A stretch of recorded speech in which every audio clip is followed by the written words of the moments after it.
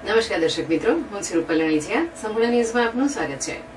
દાંતીવાડા તાલુકાના 25 થી વધુ ગામોમાં રહેતા અનુસૂચિત જનજાતિ એટલે કે આદિવાસી સમાજના દીકરા દીકરીઓને ઘર આંગણે જો કેન્દ્રીય વિદ્યાલય અને જવાહર નવોદય વિદ્યાલય જેવું શિક્ષણ મળી રહે તે માટે દાંતીવાડા તાલુકાના એકલવ્ય મોડલ રેસિડેન્શિયલ સ્કૂલ શરૂ કરવામાં આવતા ધાનેરાના ધારાસભ્ય માવજીભાઈ દેસાઈ દ્વારા મુખ્યમંત્રી સહિતની રજૂઆત કરવામાં આવી છે.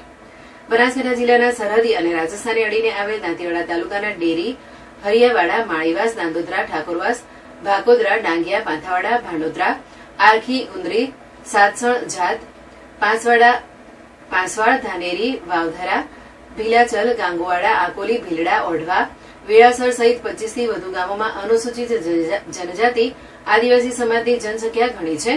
અનુસૂચિત જનજાતિના બાળકોને આદિજાતિ સમાજ કલ્યાણની મફત શિક્ષણ, રહેવા જમવા તેમજ શિષ્યવૃત્તિ જેવા સુવિધાસભર એકલવ્ય મોડેલ રેસિડેન્શિયલ સ્કૂલની દાંતીવાડા તાલુકાના ટ્રાયબલ વિસ્તારમાં મંજૂર કરી ખાસ જરૂરી છે. આથી ધાનેરાના ધારાસભ્ય માવજીભાઈ દેસાઈ દ્વારા દાંતીવાડા તાલુકામાં આદિવાસી બાળકો માટે એકલવ્ય મોડેલ રેસિડેન્શિયલ સ્કૂલ મંજૂર કરવામાં આવે તે માટે મુખ્યમંત્રી ભૂપેન્દ્રભાઈ પટેલ, આદિજાતિ વિભાગના મંત્રી કુંવરભાઈ ડિંડોર અને આદિજાતિ વિભાગના મુખ્ય સચિવ જેપી ગુપ્તાને લેખિત રજૂઆત કરવામાં આવી છે.